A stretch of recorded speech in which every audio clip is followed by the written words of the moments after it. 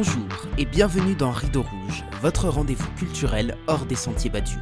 Je suis Alex, metteur en scène et fondateur du Bazar Culturel.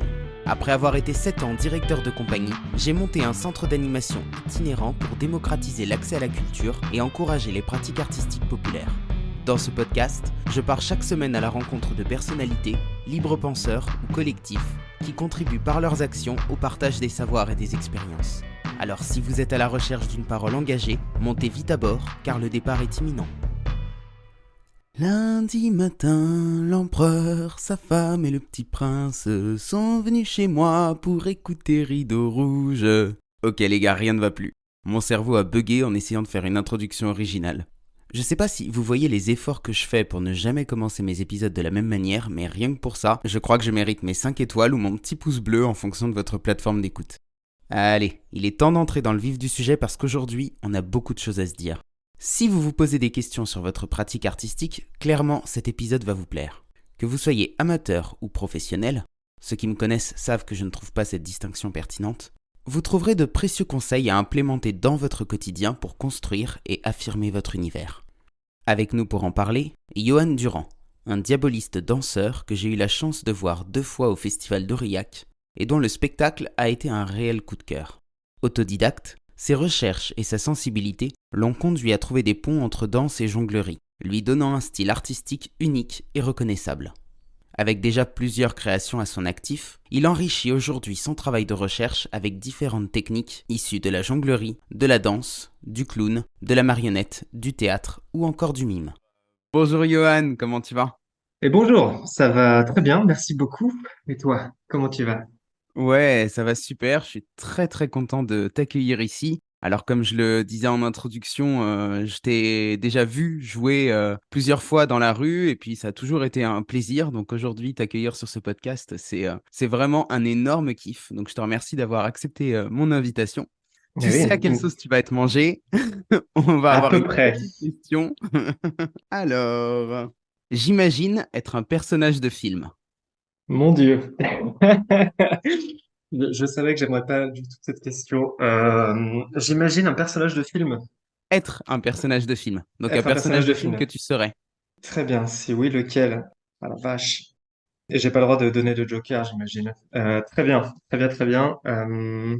Tic, Ok, tac. ok, je vais balancer Eminem dans 8 Mile, mais c'est un peu de la triche, j'admets. Parce que je m'attache plus au personnage d'Eminem qu'à son personnage dans 8 Mile quand je dis ça. Et aussi parce que j'ai bouffé récemment pas mal de documentaires et d'infos sur Eminem que j'apprécie de beaucoup depuis longtemps. Et comment dire, moi ce qui m'intéresse dans son personnage, c'est la création de Slim Shady, du coup son espèce d'alter ego maléfique, qui moi m'intéresse beaucoup aussi dans mon travail et duquel je m'inspire pas mal. Donc voilà, si je pouvais réussir à arriver à son niveau de maîtrise de cet alter ego dans ce que je fais moi, je serais très fier, quoi. Trop bien. Alors c'est quoi ce que tu fais toi? C'est quoi ton parcours et comment tu décrirais un petit peu ton histoire? Alors, ce que je fais moi déjà, la big picture, c'est je suis jongleur, danseur. En fait, je me définis comme ça, alors diaboliste, danseur. Mais il y a aussi, je suis aussi acteur, metteur en scène de ce que je produis, et il y a aussi des techniques de mime, de marionnettisme et de plus largement de manipulation d'objets dans ce que je prévois de faire et ce que je fais en fait aussi déjà. Et donc, comment tout ça, ça s'est construit? Donc, comme pas mal de petits-enfants, il y a longtemps, en 2008-9 par là, j'ai vu quelqu'un faire du diabolo et ça m'a fait rêver, tout simplement. Mais je l'ai gardé pour moi et complètement par hasard, le Noël qui a suivi, j'avais une tata Père Noël qui considérait que on ne demande pas ce qu'on veut à Noël et donc elle s'amusait à me faire des surprises. Là, je reçois un diabolo. Donc, surprise totale. Et pendant un an, il prend la poussière chez moi dans une étagère, jusqu'à ce que, au grand malheur, je parte en vacances avec mes parents, mais sans ma sœur. Le malheur, il était là. Et je me suis dit, tiens, qu'est-ce que je vais faire? J'aperçois le diabolo sur l'étagère et je me dis, allez, ok, c'est parti, on verra bien ce qui se passe. Et là, ça a été la révélation totale et je l'ai plus lâché. Donc, depuis 2009, on est en 2023, voilà, ça va faire 14 ans. Enfin, Si on m'avait dit un jour que ça arriverait, bref, je l'aurais pas cru. Et voilà, donc je ne lâche pas l'objet, je me mets à en faire énormément dans mon jardin. J'apprends tout seul avec des vidéos sur YouTube, un petit livret de présentation de figures.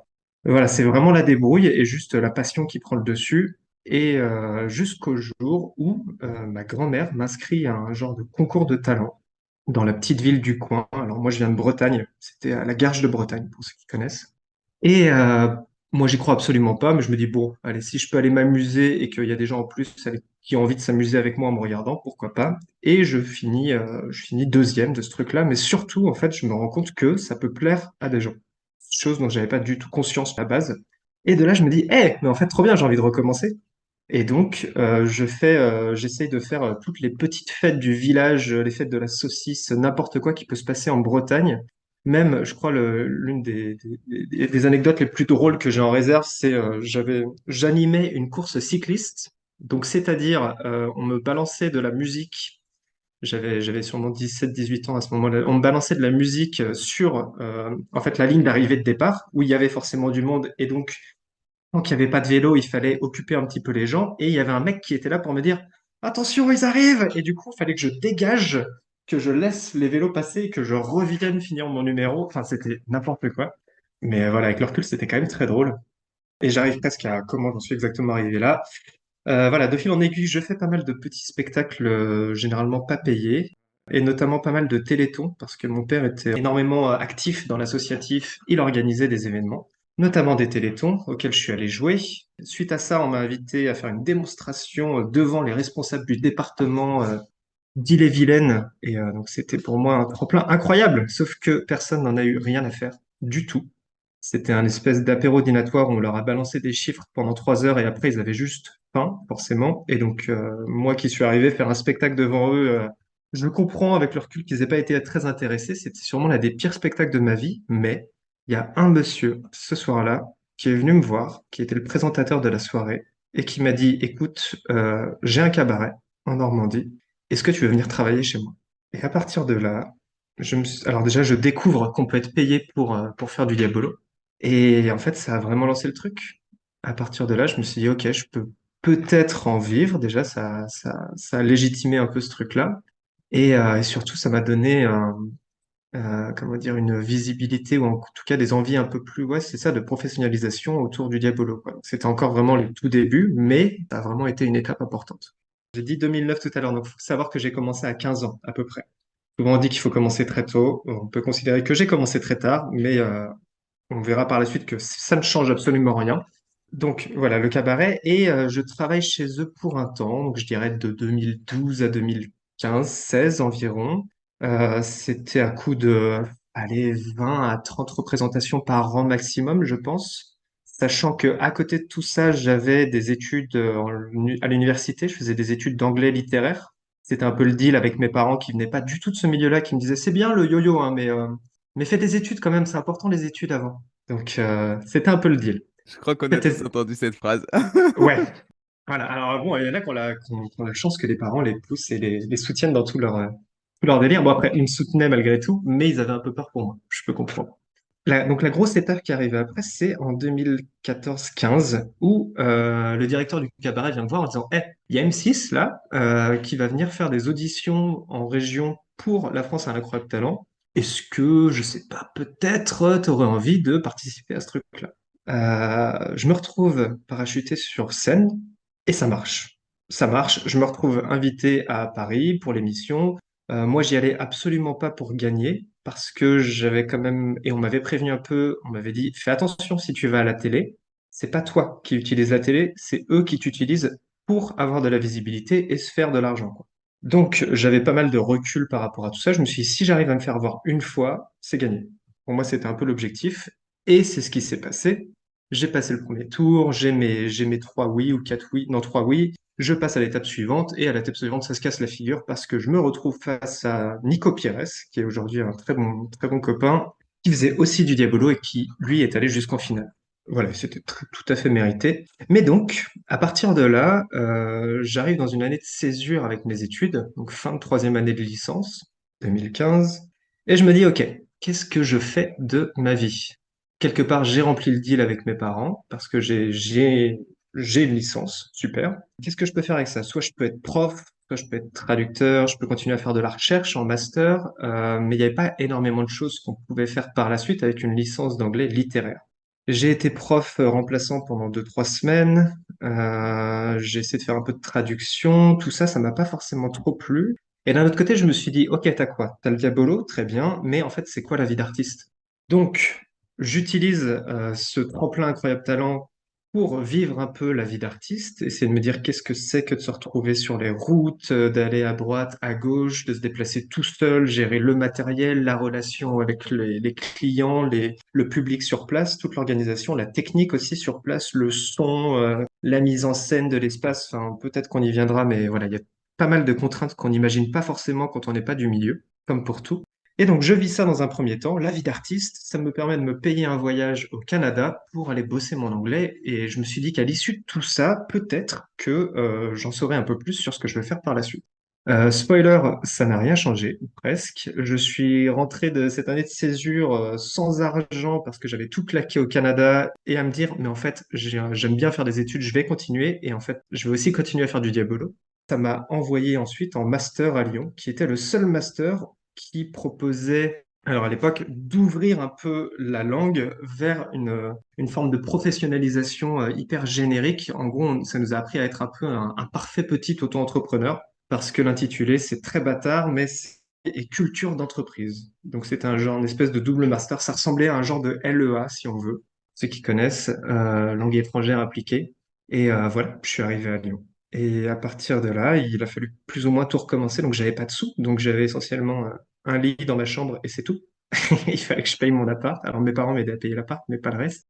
Et là, j'envoie des centaines de mails à droite à gauche parce que Incroyable Talent, ça faisait 1 ou 2 ans. Plus personne n'en avait grand-chose à faire, sauf la ligne qui faisait joli sur le CV cirque. Et donc là, je balance des centaines de mails à tout et n'importe quoi, des boîtes de nuit, des restaurants, le moindre endroit où je peux peut-être faire valoir quelque chose. Et la chance veut que le cirque Imagine de Lyon me réponde et me dise OK. Je leur dis comment ça, OK? Ils font bah oui, oui, c'est bon, tu viens, tu pars avec nous pour 2 ans, là, c'est parti.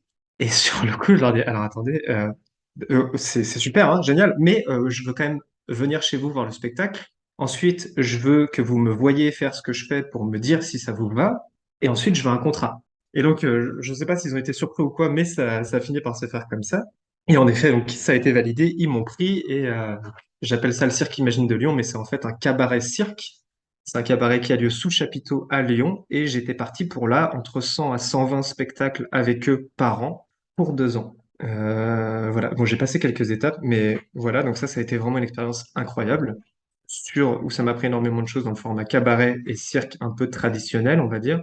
Ça, je faisais ça pendant l'année, en parallèle du coup de mon master, parce que c'était le deal avec eux. Je leur ai dit, OK, ça m'engage à beaucoup d'heures avec vous, sauf que j'ai un master à gérer à côté, et en plus j'ai un stage à faire en entreprise. Moi, le deal que je vous propose, c'est si vous me voulez sur scène, vous me prenez aussi 6 mois dans les bureaux, le temps que j'écrive mon mémoire. Comme ça, moi, je voyais la partie artistique et la partie administrative du métier. Ça, c'est de l'entrepreneuriat, ça. Ouais, c'était vraiment un coup de chance incroyable. Et ça s'est fait. Donc voilà, je te laisse imaginer que pendant 6 mois, par contre, ça a été très difficile de gérer le spectacle, le mémoire, le stage. Donc c'était un coup de 35 heures environ la semaine. Et en plus de ça, il fallait que je prépare l'été parce que j'avais créé en parallèle un 45 minutes, un spectacle de 45 minutes que tu as vu en rue, qui s'appelle C'est idiot, mais ça colle à la peau. Donc voilà, ça a été assez compliqué, mais ça l'a fait, c'est passé. J'ai validé mes études, magnifique. Et maintenant, donc depuis, ça va faire 3 ans, ouais, je dirais, où mon travail consiste essentiellement en la production et la diffusion finalement de ce spectacle long de 45 minutes, où j'ai même pu depuis engager quelqu'un avec qui je partage les frais de la vente du spectacle. Cette personne, donc, qui s'appelle Céline, vend le spectacle auprès des professionnels du milieu. Et à côté de ça, je reste en lien avec toutes les personnes avec qui j'ai bossé avant, parce que généralement, je suis pas quelqu'un de méchant et ça se passe toujours assez bien en prestation. Donc, régulièrement, on me rappelle. Et voilà, donc je suis encore en lien avec le Cirque Imagine qui me place sur différents spectacles.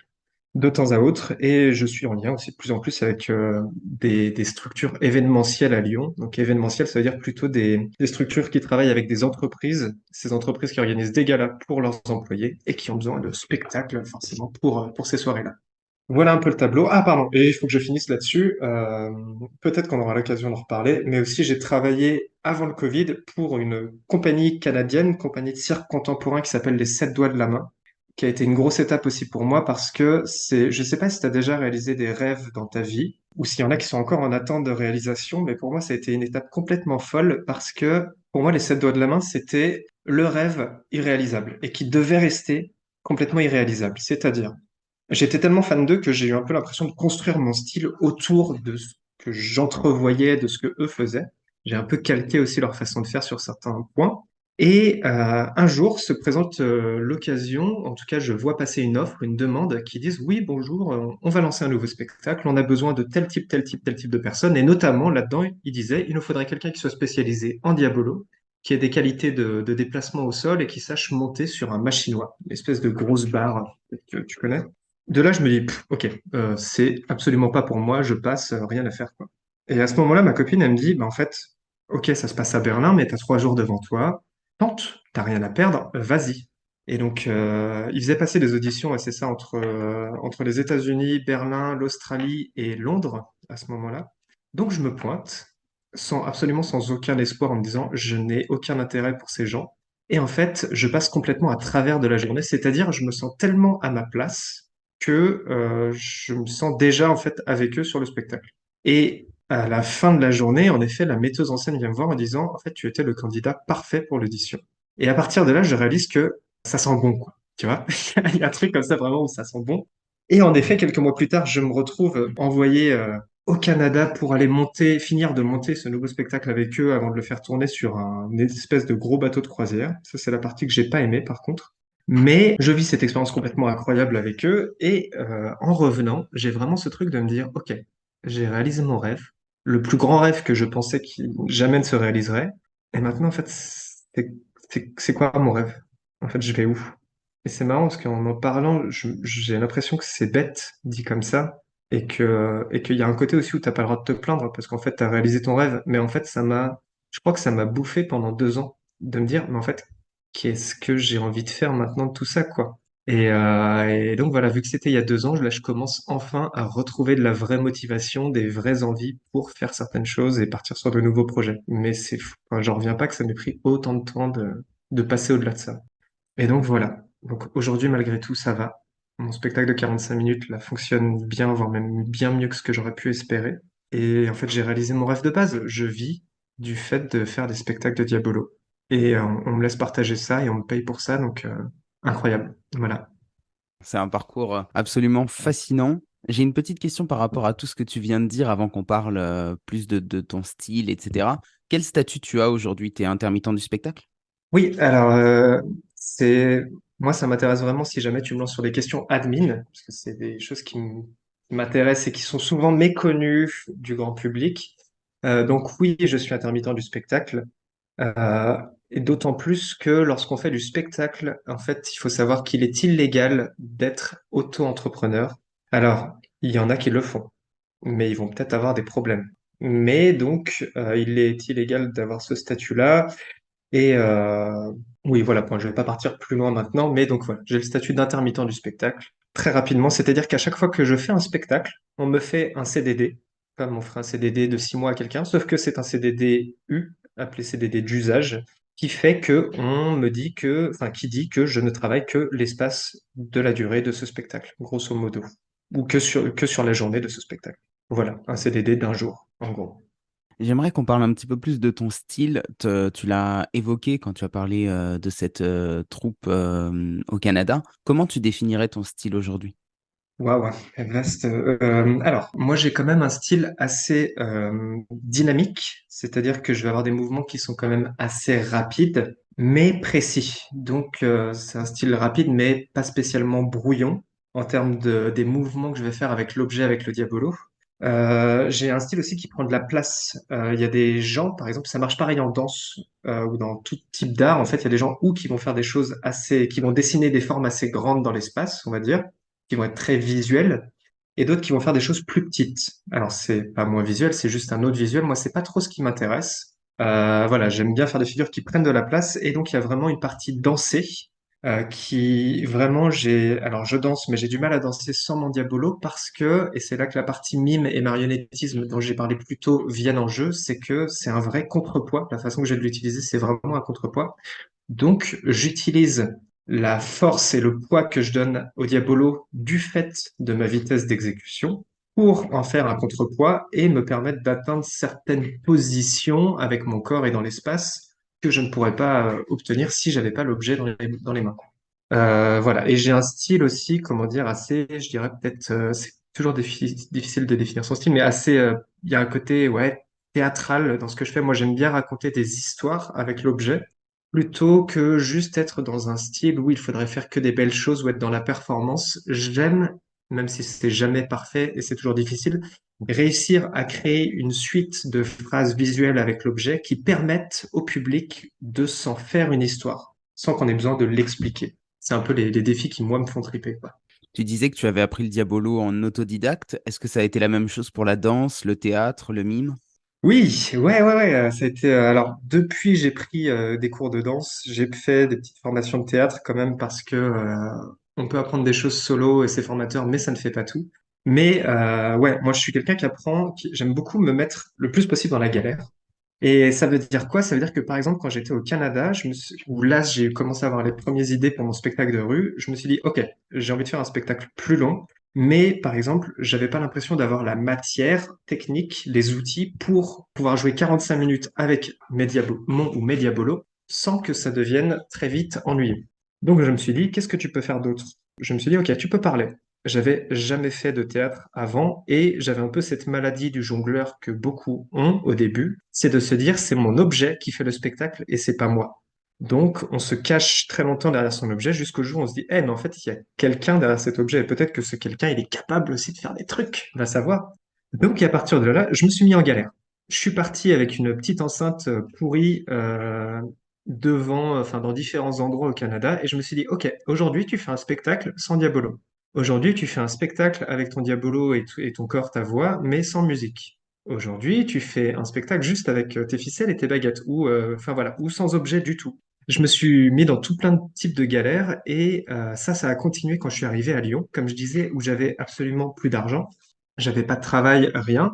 Donc de là, je me suis dit, eh ben, je suis parfaitement en galère et ça va être l'occasion parfaite d'aller faire de la rue dans Lyon, ce que j'ai commencé à faire presque tous les week-ends, ce qui est absolument terrifiant et ça fait plus que jamais peur, mais on m'a tellement répété et re-répété que la rue, c'est sûrement une des meilleures écoles parce que tu es vraiment seul avec toi-même dans le sens où, juste pour te faire une petite image, voir si ça aide, toute la partie où tu es chez toi à préparer tes affaires, tu es dans l'excitation. En disant, ah, ça va être trop bien, tu essaies de t'auto-motiver en disant ça va être un truc de fou, etc. Donc tu prépares tes affaires, tu te motives, puis tes affaires sont prêtes et là tu dis, bon, allez, j'y vais. Allez, je vois, j'y vais, allez, j'y vais. Et donc déjà, ça prend un certain temps. Ensuite, tu te retrouves dans tes escaliers, puis à marcher jusqu'au point où tu veux aller. Et puis donc là, imagine-toi une rue passante, un peu bondée, et là, tu te dis, bon, bah maintenant, il va falloir faire s'arrêter les gens qui n'en ont absolument rien à faire que tu sois là ou non. Donc, il faut leur donner une bonne raison de s'arrêter. Et en plus de ça, il y a des petites techniques qui consistent à réussir à créer un cercle de gens, parce que la foule appelle la foule. Et surtout, s'il y a un cercle autour de toi, assez conséquent, ça fait que les gens qui sont loin, ils entendent juste le bruit de ta musique et ils voient une foule s'amasser, donc ils ont envie de savoir ce qui se passe. Donc ils viennent. Et donc, comme ça, la foule appelle la foule et tu as de plus en plus de gens et donc potentiellement de plus en plus de sous à la fin de ton spectacle si ton objectif c'est aussi de faire de l'argent. Et donc je me retrouve à faire ça. Ça fout vraiment les boules au début et sur les premières fois, je pense que je devais y travailler des après-midi entières sans jamais vraiment m'arrêter de jongler, toujours en m'amusant des fois à me mettre un peu en galère, en utilisant ou pas mes objets, mais à jouer 3 à 4 heures et je devais, je pense, faire 20 euros sur 3 à 4 heures de travail non-stop. Puis sur la fin, déjà j'ai compris un truc qui a été primordial, c'était que si tu vas faire de la rue en te disant dans ta tête, il faut absolument que je gagne de l'argent aujourd'hui, tu peux faire le même spectacle, vu que l'intention est différente, ça ne fonctionnera pas. Par contre, si Le jour d'après, tu te dis, aujourd'hui, mon seul but, c'est de me faire plaisir et de kiffer avec les gens. Là, tu vas vraiment gagner des sous. Parce que tu ramènes quelque chose d'autre, finalement. Ça, ouais, je sais pas, il y a un genre de shift d'attention, ça change vraiment tout. Et donc là, sur la fin, j'étais plus du genre à me faire des 80, 100 euros sur une journée. Et donc là, quand je dis une journée, donc c'est plutôt une après-midi de 2 à 3 heures, et sachant que je faisais plus que des sets de 15-20 minutes, en gros. Je faisais 15-20 minutes, je prenais une pause de 15-30 minutes, puis je repartais quand je le sentais. Voilà, grosse leçon dans la rue et surtout, donc ça m'a appris à comment voir ce qui marchait pas. Parce que vu qu'il n'y a pas d'attente, vraiment tu testes absolument ce que tu veux. Et surtout à comment gérer aussi un public qui est le pire des publics vu qu'il n'a pas envie d'être là. Il n'a pas de raison de rester. Voilà.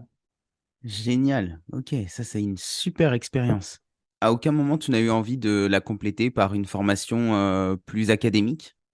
Si, et ça c'est, je pense, quelque chose qui est partagé par la plupart, ou en tout cas la plupart des gens que moi j'ai rencontrés dans ma vie. Je ne veux pas faire de généralité, mais la plupart des gens que moi j'ai croisés dans ma vie qui n'ont pas de formation dans le métier qu'ils exercent ont ce syndrome de l'imposteur qui est très très présent, que j'ai naturellement aussi eu à un moment, en me disant, OK, ça marche, les gens apprécient ce que tu fais, mais il n'y a rien qui confirme ou qui valide tout le savoir théorique. Enfin, en fait, il n'y a pas de diplôme qui valide ce que tu sais faire. Sachant qu'en France, on est vraiment dans une politique du diplôme.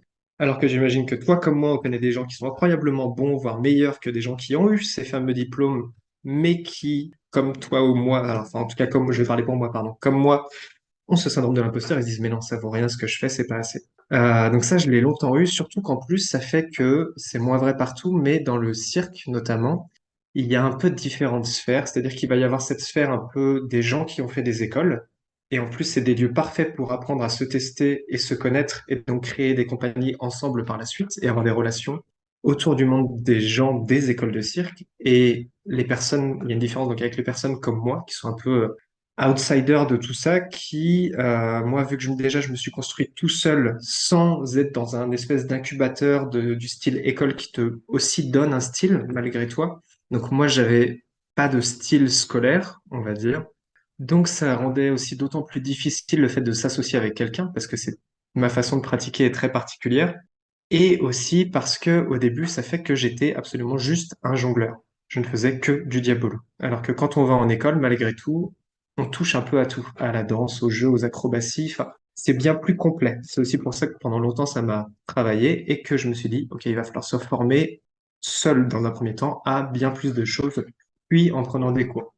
Donc oui, ça a été, je me suis longtemps posé des questions et encore aujourd'hui, je vois parfois passer des formations accélérées de 6 mois dans telle ou telle grande école qui me font de l'œil, mais d'une part, là, en ce moment, j'ai pas le temps et je me dis, ok, peut-être pourquoi pas plus tard, si vraiment je sens qu'il faut relancer quelque chose, si moi je m'essouffle un peu, si je suis moins inspiré, pourquoi pas. J'adhère à Hmm. 100% à ce que tu dis sur le fait que les écoles et les centres de formation qu'on fréquente nous formatent ou en tout cas influencent notre style. C'est quelque chose que j'avais constaté aussi dans l'univers du théâtre. Alors moi, pour le coup, j'ai eu la Mhm. chance de faire une école de théâtre dans laquelle il y avait vraiment un esprit de troupe et de compagnie et c'était très agréable. Mais c'est vrai que je constatais, j'avais un petit peu comme toi, tu vois, le double, le côté théâtre et le côté fac. Et je constatais à la fac, chez d'autres personnes qui étaient dans d'autres écoles, qu'il y avait des mentalités complètement différentes, quoi. Et c'est hyper intéressant. Et bah, toi, chez toi notamment, ce qui se passe, c'est que du coup, ton style, tu l'as construit tout seul par la confrontation directe avec le public, quoi. Et ça, pour le coup, je trouve ça vraiment très inspirant. Quelles sont, selon toi, les différentes étapes de ta construction en tant qu'artiste? Si tu les Wow. as, si tu les as conscientisées, du moins. Ok. Sachant que c'est vaste et que je vais éviter de repasser par ce que j'ai déjà dit au début. Ouais, là, je parlais plus de ton univers artistique, ouais. De moments, tu vois, où tu t'es dit, bah là, j'aimerais plus aller vers ça, j'aimerais plus tendre vers cet univers-ci. Ok. Alors je pense que déjà ça a été énormément défini par des découvertes artistiques parce que euh, parce que oui tu vas vers tel ou tel style artistique ou autre. Enfin tu fais des choix dans ta vie en fonction de tes goûts bien sûr, mais tes goûts ils viennent aussi de ce qui t'a inspiré. Disons que si tu apprends à savoir ce que tu aimes dans la vie ou ce que tu n'aimes pas, ça va définir tes goûts. Donc, je pense que, en effet, il y a eu des spectacles ou des numéros que j'ai pu voir dans ma vie qui m'ont particulièrement inspiré, et notamment beaucoup en ce qu'on appelle, je vais mettre des grandes guillemets, cirque contemporain, parce que ça reste une grande famille, c'est très vaste, les styles de cirque, et j'ai l'impression que chacun a son cirque d'une certaine manière, même si on a fait des grandes familles. Après, comment je pourrais définir ça pour moi? La vache. Moi déjà, ça a été un peu particulier parce que, alors, ça va peut-être apparaître comme un détail, mais, et je sais pas si tu as été conscient de ça, mais il y a différents styles de diabolo. Il y a ce qu'on appelle des diabolos à axe fixe. C'est les diabolos un peu communs que le plus grand nombre reconnaissent qui sont d'un seul bloc, où les deux coupelles sont reliées à l'axe et tout bouge en même temps, si tu veux. Et il y a des diabolos comme moi j'utilise qui sont dits avec des axes à roulement. Donc ça veut dire quoi? Je vais essayer de l'expliquer le plus clairement possible. Ça veut dire que les coupelles sont reliées entre elles avec un axe, sauf que autour de cet axe au centre, il y a un deuxième axe plus gros qui est libre du reste. C'est-à-dire que vu que cet axe qui est autour est libre, il y a moins de frottement avec l'ensemble de l'objet, entre la ficelle et l'ensemble de l'objet, et vu qu'il y a moins de frottement, tu peux donner plus de vitesse à ton diabolo, et un diabolo qui a plus de vitesse permet d'une part d'être plus stable et permet d'enchaîner, disons, plus de figures sans avoir besoin de lui donner de la vitesse sans arrêt. Alors, je suis désolé s'il y a des diabolistes qui nous écoutent, c'est très raccourci, mais ça fait que ça te donne aussi un style tout à fait différent parce que il n'y a plus de résistance et de frottement entre la ficelle et l'objet. Ce qui fait que ça peut te donner un style beaucoup plus dynamique, ce qu'il l'a été pour moi, et donc ça, d'une part, ça a défini un peu le chemin que j'ai pris artistiquement parce que quand j'ai commencé, en France, il n'y avait quasiment personne qui utilisait de diabolo à roulement, et même à tel point que il a vraiment fallu que je me batte pendant très longtemps parce que les autres diabolistes. Alors, il faut savoir que dans la communauté des jongleurs, c'est une communauté. Toute communauté a un peu ses ennemis, même si elle les aime, enfin pas ses ennemis, ses vilains petits canards, on va dire. Une communauté, ça se forme par rapport à ce qu'elle aime, mais aussi par rapport à des choses qu'elle déteste en commun ou qu'elle n'aime pas en commun, qu'elle va charrier un peu.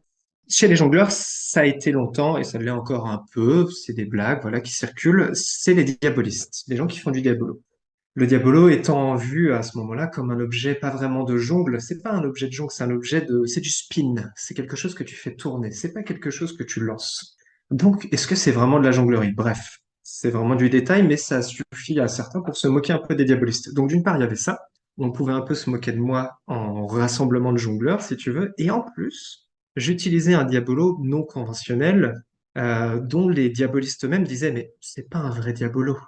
Et donc, en fait, ça a été un peu un souci au début, mais c'est aussi ce qui m'a donné pas mal de force parce que moi, je suis dans la compète et puis j'avais un peu un côté, je m'en fous, je kiffe, donc je vais continuer à faire ce que je fais. Et donc, ça fait que, oui, ça m'a donné un style dynamique et tout, mais ça fait que je me suis vraiment enfoncé dans ce style parce que finalement, c'était différent. Et j'ai cultivé cette différence-là jusqu'à ce qu'on finisse par me dire, OK, OK, ouais, t'es un jongleur et ouais, tu fais du diabolo. D'accord. Et donc voilà, je me suis construit autour de ça d'une part. Et après, les grosses influences, ça a été, voilà, pardon, je l'ai déjà dit, mais cirque contemporain, sept doigts de la main. Après, c'est comment le définir? Ça va être vraiment, ouais, c'est ce goût pour moi pour essayer de faire des histoires dans mon jonglage et dans ma façon de bouger. Ça a vraiment été, ça a défini ma façon de jongler et de pratiquer. C'est vraiment une question intéressante, mais difficile à éclaircir. Et voilà, après, il y a la rue, ouais, qui est venue derrière. C'est complexe, hein, c'est vraiment l'ensemble, en fait. C'est comment tu te comportes dans ta vie et ce que tu vis. Parce que, pareil, je disais que j'aime même foutre dans des galères, me mettre en galère dans ma pratique, mais j'aime bien aussi aller au bout des choses et parfois me mettre de façon maîtrisée en galère dans ma vie pour que ce soit formateur pour moi par la suite. Et en fait, c'est tout ça qui participe à ton style et à ta façon de pratiquer. Donc, c'est vraiment interconnecté. Oui, c'est un métier, mais il est en connexion tout à fait directe avec ma façon de me comporter et d'agir chaque jour. Donc, je suis désolé de pas pouvoir être plus clair. C'est un peu C'est déjà philosophique, mais très bien. bon, très bien. C'est déjà très bien. Quelle a été ta plus grande difficulté et comment est-ce que tu l'as dépassée? Je pense qu'il y en a eu plusieurs, les plus grandes difficultés. Laquelle je prends? Je pense que ce truc de problème alors pas de reconnaissance, de problème d'imposteur, ça a été assez grosse difficulté, mais alors attends, non, je prends pas encore ça par le bon bout.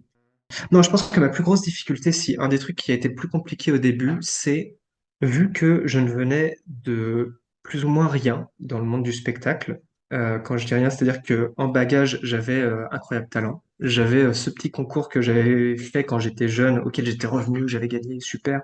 Voilà, enfin, quand tu débutes, tu mets ce que tu peux sur ton CV, comme n'importe qui, ou le moindre truc, tu essaies de le valoriser. Là, c'était un peu ça. Et donc, vient ce moment où je me dis, OK, j'ai un spectacle de 45 minutes qui fait un peu la tronche parce que je l'ai construit tout seul avec mes petits bras et ma passion et ça vaut sûrement pas grand-chose, mais que j'ai quand même bien envie d'essayer de vendre parce que le format russe, c'est vraiment un truc que j'adore dans le sens où tu es déjà en contact direct avec les contraintes de ton environnement, que ce soit la météo, la température ou juste le sol sur lequel tu te trouves, mais en plus, tu es en contact direct avec les gens. Le retour, il est donc direct, c'est-à-dire que t'es pas seul sur ta scène où tu vois pas ton public parce que tu as les lumières dans la tronche. T'es vraiment, t'es là, ils sont là, tu peux les regarder et tu peux interagir autant que tu veux avec eux. Sauf que c'est un format différent du cabaret auquel j'avais eu l'habitude à la base et je débarquais dans ce monde-là sans connaître personne, ni sans rien, ni connaître pour. Et ça a été une partie un peu difficile dans le sens où je me suis retrouvé à, en fait, me pointer sur plein de festivals qu'on appelle des festivals off. C'est-à-dire que tu préviens ou non le festival. Il y en a qui sont ouverts à ça et c'est prévu comme ça, comme le festival d'Aurillac, par exemple, si jamais certains veulent des références. Mais il y a d'autres festivals qui proposent du off et du in. Donc, vu que moi je n'étais pas connu, j'arrivais pas en in. In, c'est-à-dire que tu es engagé par l'organisateur du festival et payé pour venir jouer chez lui. Le off, ça veut dire que tu viens au festival, tu leur dis, coucou, je suis là. Est-ce que vous avez de l'espace ou quoi que ce soit pour moi pour que je puisse me produire? Et à la fin, tu fais passer ton chapeau dans lesquels les gens mettent de l'argent ou autre. Et voilà, donc j'ai fait quelques étés comme ça, à aller de festival en festival, et beaucoup aussi à me pointer sur les festivals, même de musique, en essayant de trouver des organisateurs, en leur disant pareil, salut, je fais un spectacle, est-ce que tu as de la place dans l'après-midi pour un spectacle? Et de fil en aiguille, à force d'insister, de me pointer en festival et en galérant, parce que je me déplaçais en voiture, je dormais sous tente dans les espaces festivaliers où les gens ils font la fête toute la nuit et toi le lendemain il faut que tu y retournes et que tu ailles proposer du spectacle. Enfin bref, c'était hyper rigolo et à la fois hyper compliqué. Voilà, de fil en aiguille, bah, mon spectacle, je l'ai poncé, donc il a fini par se préciser un peu plus et jusqu'à aujourd'hui en vivre et avoir pu monter une compagnie, quoi. Mais ça a été un parcours du combattant sans nom, où il a fallu aussi que j'apprenne à me vendre tout seul, à faire ma com, mon marketing, ma diffusion. Et brièvement, ça c'est un truc assez compliqué aussi, c'est que la diffusion, c'est quoi? Faut considérer que, vu que moi en plus j'étais seul et que je savais pas exactement comment ça marchait, c'était tous les matins de la semaine, environ 4 à 5 heures. Tu fais des gros Excel avec des listes en listant chaque festival. En gros, c'est des listes de démarchage. Grosso modo, pour ceux qui connaissent, c'est tu mets le nom du festival, quand est-ce qu'il a lieu, où est-ce qu'il a lieu, quelles sont les personnes à contacter, sachant que tous les ans, les personnes changent, ou presque, parce que des fois, le directeur, la directrice peut changer, et les infos différentes qu'il y a sur chacun de ces festivals. Une fois que tu as fait ton dossier, sachant qu'en France, c'est environ entre 3 et 5 000 festivals d'art de rue, je parle bien de festivals d'art de rue qui arrivent tous les ans. Festival d'art de rue, c'est au lieu d'avoir des concerts toute la journée, tu as des spectacles. Une fois que tu as fait tout ça, il faut contacter et appeler chacune des personnes en leur disant: Eh bonjour, tu ne me connais pas, je ne te connais pas, mais j'ai un super spectacle pour toi. Je sais que tu as déjà eu 200 appels de gens que peut-être tu connais qui t'ont proposé des choses, mais viens voir le mien, il est vachement bien. Et donc voilà, c'est la galère. Mais ça se fait, ça se fait. Voilà, les grosses barrières. J'en retrouverai peut-être tout à l'heure, mais là, c'est la première qui me venait à l'esprit. Ok, super. Quel conseil est-ce que tu donnerais à de jeunes artistes qui cherchent leur univers? Abandonne. Je plaisante. Trouve un autre boulot. Reprends des études. Non, franchement, surtout pas. En réalité, plus il y a de gens, de personnes motivées et qui sentent que c'est la route pour eux qu'ils doivent prendre, plus il faut qu'ils y aillent. Alors déjà, plusieurs choses. Alors d'ailleurs, par rapport à ça, j'ai rencontré récemment une nana qui vient du théâtre. Une nana, une madame, pardon. Je sais pas si ça froisse les féministes d'utiliser nana. Bref, j'ai croisé une madame récemment qui faisait du théâtre et qui apparemment était assez connue dans son pays, en Belgique. Et voilà, 40-45 ans, et là, elle se dit, en fait, j'en ai marre, je suis plus à ma place, moi, je veux faire du cirque. Sauf que elle se dit, et je la comprends, hein, elle fait, mais comment moi je peux faire du cirque à 45 ans? J'ai pas le physique, j'ai pas la condition, j'ai pas commencé à 5 ans, quoi. Et sauf que après, on discute un petit peu et on a eu, avec les amis qui étaient autour, qui sont dans le cirque, la même conclusion que ce qu'elle nous a dit avoir reçu de la part d'autres personnes qu'elle considérait dans le monde du cirque, c'est que, écoute, tu peux faire autre chose que du cirque si tu veux, mais de toute façon, tu seras malheureuse. Parce que ce que tu veux vraiment faire, c'est du cirque. Et elle pouvait finalement que se résoudre déjà à suivre ce qu'elle avait envie de faire et ce qu'elle aimait. Et c'est à mon avis, un des meilleurs conseils que je peux donner à des jeunes ou des vieux, enfin des vieux entre guillemets, hein, qui veulent se lancer dans le cirque ou en fait dans n'importe quoi, c'est déjà si tu sens que c'est le truc que tu as envie de faire et qui te fait le plus vibrer, vas-y. Après, c'est absolument pas sans risque. Moi, je suis très content de d'avoir eu un cercle familial qui m'a quand même soutenu et qui m'a toujours poussé à bosser et aller au bout des choses que je faisais parce que ça m'a créé une certaine sécurité, une certaine hygiène de travail aussi, une certaine rigueur, une certaine discipline, parce que c'est pareil, tu peux y aller, mais en fonction de ce dans quoi tu te lances, il y a plus ou moins de monde aussi qui sont tout aussi motivés, voire plus motivés que toi. Donc déjà, il y a cette barrière-là, malgré tout. Et en plus de ça, là où ça peut être compliqué, c'est que on parlait tout à l'heure des goûts et des couleurs, tout ça, donc tu vas avoir un style qui va coller à tes goûts. Très bien. Moi, j'ai eu la chance que mes goûts et ma façon d'aimer ce que je faisais aient correspondu aux attentes, si on veut, de mes publics. C'est-à-dire que j'étais à la limite, mais à la limite qui pouvait les surprendre et les mettre mal à l'aise, mais pas au-delà. Parce que au-delà, ça aurait voulu dire qu'ils m'auraient juste considéré comme quelque chose d'incompréhensible et de complètement inintéressant finalement, juste un genre de fou. Donc, il faut quand même être à l'écoute de son environnement et pas être complètement perdu dans sa tête. Pour moi, ça c'est quand même important. Et si tu es à l'écoute de ton environnement et que tu es curieux, que tu es intéressé par ton environnement, alors tu seras sûrement un peu plus connecté avec l'intérêt que le reste du monde porte et les attentes du reste du monde et donc ton style devrait s'en accommoder et s'y adapter.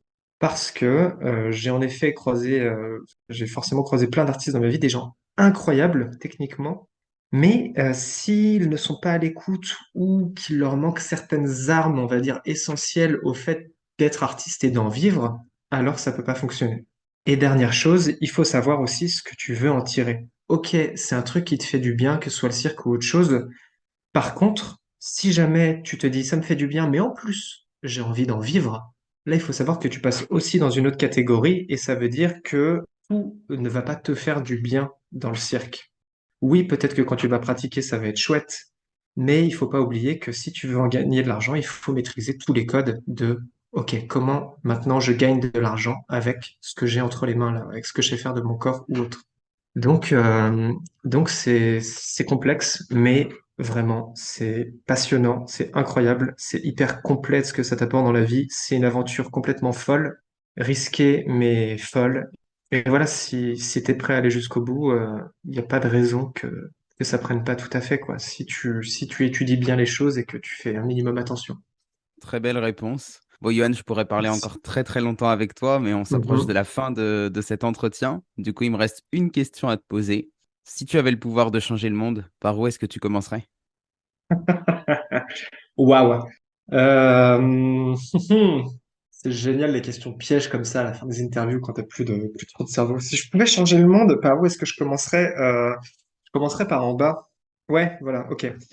Alors, les grosses idées reçues, c'est quand même que tout en haut, c'est les puissants qui ont le pouvoir, etc., machin. Alors, ouais, je suis d'accord. Les puissants, entre grandes guillemets, hein, les puissants de ce monde, ils ont l'argent, ils ont les moyens techniques de faire bouger les choses, mais je fais partie de ces gens qui sont quand même convaincus que c'est en bas que ça se passe. Quand je dis en bas, ça va être les petites gens, ceux qui ont peut-être pas les moyens, mais qui sont bien plus nombreux que les puissants. Et c'est aussi en grande partie pour ça que je fais de la rue. C'est en grande partie pour ça que quand je suis rentré de mes 2 ans, enfin de mon passage aux 7 doigts de la main, où je me suis dit, j'ai réalisé mon rêve, qu'est-ce que je veux faire? J'étais perdu. Je me suis dit, il y a au moins un truc dont je suis sûr, c'est que j'ai envie de continuer de faire de la rue et de partager des trucs avec les gens parce que c'est là qu'il se passe des choses vraiment fortes. Et c'est si on continue à balancer des messages qui vont, selon soi, hein, dans le bon sens pour le reste du monde, alors peut-être qu'on fera changer les choses petit à petit. Mais voilà, si pour moi il fallait changer un truc, c'est commencer par en bas et mettre en avant ceux qu'on n'entend pas et qui sont pourtant bien plus nombreux. Merci beaucoup, Johan. Il me reste une chose à dire avant qu'on se quitte, c'est que les 2 fois où j'ai vu ton spectacle, j'en suis ressorti avec la chair de poule et tu as réveillé de nouveau, cette sensation-là pendant cette interview, donc franchement bravo et à toutes les Waouh. personnes qui nous écoutent, bah, n'hésitez pas à aller voir, les prochaines dates, de Johan parce que vraiment ça vaut le coup. Ouais, et puis j'ai encore une tournée là qui va arriver sur cet été. Je vais bientôt balancer les visuels en ligne, comme ça vous aurez des belles photos avec toutes les dates qui seront affichées. Et je suis sur la création d'un autre spectacle long qui me fout les boules, mais que j'ai hâte de sortir parce que ça me fout les boules parce que je suis peut-être à cette limite ou peut-être que je suis allé trop loin dans ma recherche autour de l'objet. Mais on verra. Voilà. Merci encore, Johan, et à Merci à très toi. bientôt. À très bientôt. Voilà les amis, j'espère que vous avez passé un bon moment en compagnie de Johan. Il est, je crois, l'un des plus grands artistes que j'ai eu l'occasion de voir et je suis très heureux d'avoir pu échanger avec lui. J'espère que la vie nous donnera l'opportunité de travailler ensemble un jour. En attendant, voici ce que je retiens de notre discussion. Tout d'abord, qu'il ne faut pas avoir peur de se mettre dans la galère, pour reprendre les termes de Johan, c'est-à-dire créer des contraintes qui vont forcer notre imagination à aller un cran plus loin que d'habitude et forcer notre corps à se renforcer. En ce sens, on est assez proche de l'échange que j'ai pu avoir avec Ursula sur l'hormèse ou avec Clément sur le mouvement. Ensuite, que l'intention qui préside à la création artistique fait toute la différence. Encore plus dans la rue que dans une salle de spectacle, car dans la rue, le public n'est pas acquis. S'il ne ressent pas d'authenticité vis-à-vis du format proposé, il n'a donc aucune raison de s'arrêter, et encore moins de participer financièrement. Enfin, que notre style se crée d'abord à partir de nos goûts personnels. La première étape pour trouver son style, c'est donc d'assumer ce que nous aimons, d'en faire une force et de cultiver cette particularité jusqu'à ce que cela fonctionne. La rigueur et le travail finissent toujours par payer. Si le podcast vous a plu, n'oubliez pas de lui laisser une note positive et de vous abonner si ce n'est pas déjà fait. Et pour celles et ceux qui veulent suivre le travail de Johan, je vous mets tous les liens dans la description. La bande-annonce de son spectacle vaut vraiment le détour. Merci à tous d'avoir écouté cet épisode et à la semaine prochaine pour une nouvelle rencontre hors des sentiers battus.